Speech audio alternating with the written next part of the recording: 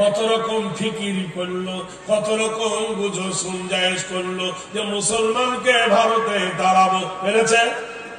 যেদিন মুসলমানকে বললো ভারতে তাড়াবে, সেই সময় সুপ্রিম কোর্টে মুখ খোলার মতো মুসলমানের কেহ নয়।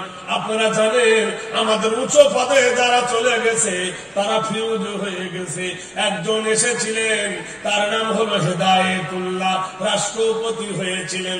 হেদায়েতুল্লাহ নামটা শুনে মনে হয় মুসলমানের বাচ্চা, কিন্তু হেদায়েতুল্লাহ বলে গেল তার ভাষণে, দেয়ার ইজ নো গড, আল্লাহ বলে কেউ নয়। আমি মরে গেলে কারেন্টের আগুনে পুড়িয়ে দেবে। মুর্শিদাবাদে একজন এসেছিলেন, তার নাম হলো রাজ্যপাল নুরুল হাসান হাজারদুয়ারিতে, যিনি 35 কোটি টাকা দিয়ে গিয়েছিল রং করতে। নাম হলো রাজ্যপাল, তার নাম হলো নুরুল হাসান। ফারাক্কার মাটিতে মুর্শিদাবাদে একটা কলেজে গিয়েছেন, তার নামে এখনো আছে। কিন্তু তিনি মরে যাবার আগে বলে গেল, আমাকে তোমরা কাফন পরাবে না, প্যান্ট শার্ট পরিয়ে কারেন্টের চুল্লিতে আমাকে পুড়িয়ে দিবে, আমি কবরে শুতে চাই না। ও মুসলমান, জেনে রেখে দিও বন্ধু, একজনের নাম হলো আব্দুল কালাম। জীবনে কোনোদিন কোরআন পড়লো না, গীতা পড়ে বরবাদ করলো। জীবনে কোনোদিন রোজা করে নাই, জীবনে কোনোদিন নামাজ পড়ে নাই। নবীর হাদিস বলেছেন, নামাজ কাফের আর মুমিনের মধ্যে তর্ক বাইনা সালাত, নামাজ কাফের আর মুমিনের মধ্যে পার্থক্য। ও বন্ধুরে, কার ন্যাস ধরবে? ওপর মহলে যারা চলে গেছে ভুলে গেছে নিচের মহলের কথা। যখন ভারতের মাটিতে এনআরসি শুরু হলো, তারাও মুসলমানকে কে দাঁড়াবে সুপ্রিম কোর্টে? একজন দাঁড়ালেন হিন্দু মানুষ, ধন্য। তিনি বললেন, ইওর অনার, মুসলমানের দোষ কি?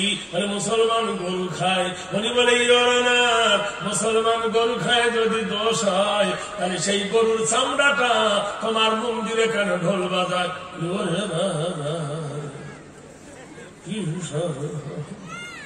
এই খায় কিনা? এই ঢোল বাজায় কিনা? চকডুবাটুল করোটা কি দিয়ে চাপা দিবে? মুসলমানকে যদি ভারত থেকে তাড়াতে চাও, মুসলমানের একজন বাদশাহ তিনি বানায় গিয়েছিলেন এমন একটা সংসার, তার নাম হলো শাহজাহান। তিনি বানাইছিলেন একটা তাজমহল। এই তাজমহলের টিকিট এখন 150 টাকা ইন্ডিয়ার জন্য, বাংলাদেশের 300 টাকা, পাকিস্তানের 500 টাকা, ইরাকের জন্য 6000 টাকা, সৌদির জন্য 800,000 টাকা, আমেরিকার জন্য কয়েক ডলার। মাথা খারাপ হয়ে যাবে।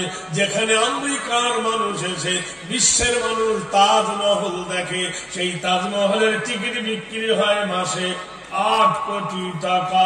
8 কোটি টাকা যদি মাসে বিক্রি হয়, বছরে কত হয়? 8 12 96 কোটি টাকা। যেদিন থেকে তাজমহল তৈরি হয়েছে এই পর্যন্ত যত টাকা নিয়েছ মুসলমানের কবরের টাকা, মুসলমানকে ফেরত দিয়ে দাও, আর হাতে ধরিয়ে বলো ভারত থেকে চলে যাও। তোমরা দিতে পারবে না, মুসলমান ভারত ছাড়বে না। নারায় দেখবি চুরি সিঙ্গারার ভিতরে আলু ঢুকলো কি করে? সর্বনাশ। খবর নিলে না, হিসাব করো। মুসলমানদের 3টে ঘর আছে। একটা হলো কি? সেই ঘরটা হলো ফতেপুর, নাম হলো কি? হুমায়ুন কেল্লা। একটা হলো দিল্লিতে, তার নাম হলো লাল কেল্লা, শাহজাহানের তৈরি। একটা হলো আগ্রায়, তার নাম হলো আকবর কেল্লা। এখান থেকে আসে 3 কোটি টাকা। তাহলে 3 × 36 কোটি টাকা হয় বছরে। ইয়রানার মুর্শিদাবাদে একটা ঘর আছে, নাম হলো হাজারে দুয়ারি। কি হাজারে? এখান থেকে আসে 2 কোটি টাকা। এই কোটি টাকা মুসলমানদের একটা রাস্তা আছে হাওড়া থেকে পাঞ্জাব পর্যন্ত, সেই রাস্তাটার নাম হলো শের শাহ। শের কে মানে শের শাহ? এর মধ্যে হলো 80টা টুল ট্যাক্স। পাঞ্জাব পর্যন্ত 80 টন টুল ট্যাক্স সেই রাস্তার উপরে ট্যাক্স আদায় করে চেটে খাচ্ছ, মুসলমানকে দিয়ে দাও, তাড়াতে হবে না। মুসলমান কারোর দয়ায় ভারতে বাঁচে না। মুসলমান এমন এক হাট বসিয়ে গেছে, এমন এক দোকান বসিয়ে গেছে, এমন এক বাজার বসিয়ে গেছে, সেই বাজার নিয়ে শেষ করতে পারবে না। হাজী মোহাম্মদ মহসিন 1800 সালে 200 কোটি টাকা দান করেছিল ভারতের অর্থ তহবিলে, 200 কোটি টাকা। সেই টাকাগুলো মুসলমানকে দিয়ে দাও, 5 বছরে ডবল হয়। তোমরা দিতে পারবে না, মুসলমান ভারত ছাড়বে না। সঙ্গে সঙ্গে তাতে কলম ধরে হকিম দাঁড়িয়ে গেল, মুসলমানের অবদানে ভারত চলে। সুবহানাল্লাহ। ভাইরা আমার, বন্ধুরা, মুসলমান কারোর ক্ষতি করে না, মুসলমান কারোর অন্যায় করে না। রাস্তা দিয়ে যদি একজন টিকিওয়ালা যায়, বলে ঠাকুর যাচ্ছে, মুসলমান কিছু বলবে না। রাস্তা দিয়ে যদি একটা ল্যাংটা যায়, বলবে ল্যাংটা সাধু যাচ্ছে, মুসলমান কিছু বলবে না। রাস্তা দিয়ে যদি এক ধুতি পরে যায়, বলে ব্রাহ্মণ যাচ্ছে, মুসলমান কিছু বলবে না। কিন্তু মুসলমানের একজন দাড়িওয়ালা গেলে তোমার কেন গা জ্বালা করে? লাদেন যাচ্ছে, উগ্রপন্থী যাচ্ছে, আতঙ্কবাদ যাচ্ছে রে, সন্ত্রাসী যাচ্ছে রে। আমরা কারো হিংসা করি না, তোমরা আমাদের করবে না। আমরা সন্ত্রাসী চাই না, আমরা সম্প্রীতি চাই। আমরা কারোর দয়ায় বেঁচে বাস করি না দেশে। দেশের জন্য ফাঁসির মঞ্চে প্রাণ দিয়েছি হেসে।